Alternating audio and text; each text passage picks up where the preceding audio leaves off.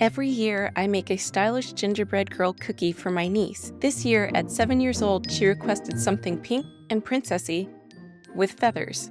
So I did some online window shopping and decided on this sequined strapless number from Carolina Herrera and this feathery pink bolero from Dolce & Gabbana and Kim K.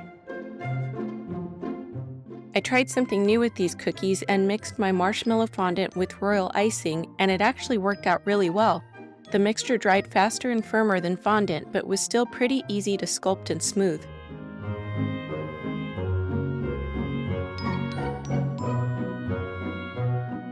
After painting the mouth for a subtle sense of depth, I'm using a tiny bit of water to attach my base layer of chocolate fondant. This stitching detail adds so much to the doll-like quality of this character.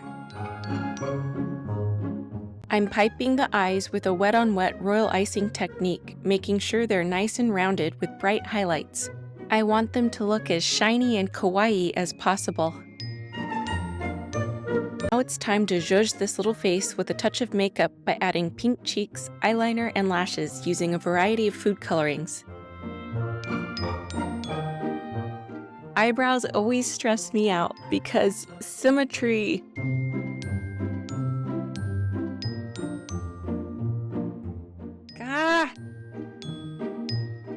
I'm just going to cover these things up with a bit of food coloring concealer and redraw them off camera. I promise you won't even notice this mess in the end. It'll be fine. These chunky little legs are such a great blank canvas, so I'm going to add lace tights. First, I'm sketching a loose pattern with my favorite white edible marker from Fractal Colors.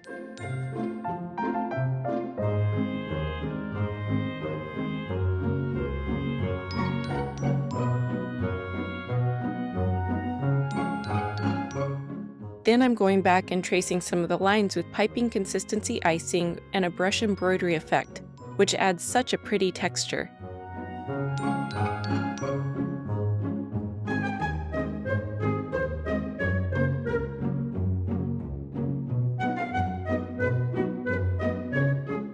One of my favorite features of this dress is the generous sprinkling of heart sequins. I'm making my edible sequins as itty-bitty royal icing transfers, so I'm just piping a ton of tiny hearts. Then, once dry, I'm going back with a variety of edible metallics to give them a glimmery effect. That didn't make as much as I expected. I want to make the skirt voluminous with fabric-like 3D ruffles, so I'm using a template that's wider than the cookie, but first I need to get the bodice out of the way. Working with more of my fondant plus icing hybrid, I'm rolling the topping quite thin and attaching it with royal icing to give a wee bit of padding. Then adding gathers and ruching.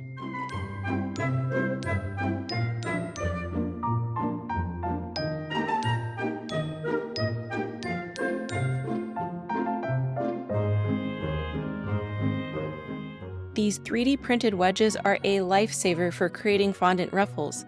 I've included the STL files as a free download if you want a set for yourself. I'm just shaping the gathers until I'm happy with the final floofiness. I mixed this fondant with royal icing too, and it's drying pretty quickly, a lot faster than I expected. The skirt is dry enough to handle, so I'm attaching it with royal icing on all the areas that will rest directly against the cookie surface. Now it's time to add these little heart sprinkles. I didn't realize until I started this process that I'd be attaching each sequin individually to make sure the placement was right. This is taking absolutely forever. I love my niece, I love my niece, I love my niece. I want to soften the bottom edge a bit, so I'm lining it with icing, then dipping it into sanding sugar for a subtle lacy effect. And then the same process for the bodice.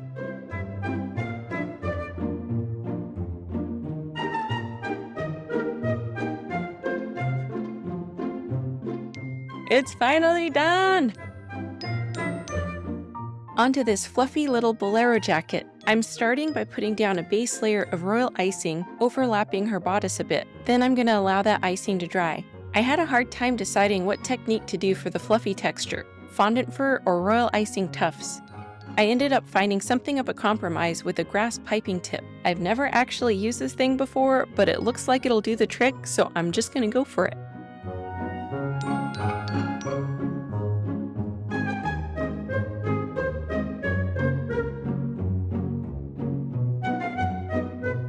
Next, I'm adding a dainty gold necklace with a heart pendant.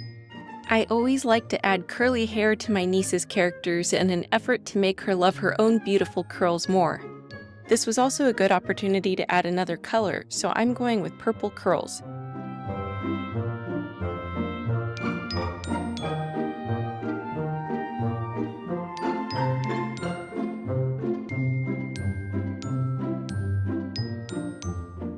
I'm adding a little additional eyeliner to tone down her slightly startled expression. And then a little hair jewel for extra bling. And finally, some chocolate filling, because when is more chocolate ever not a good idea?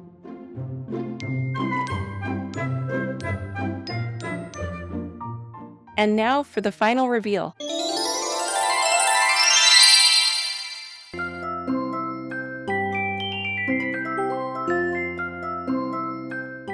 If you enjoyed this video, be sure to like, comment, and subscribe.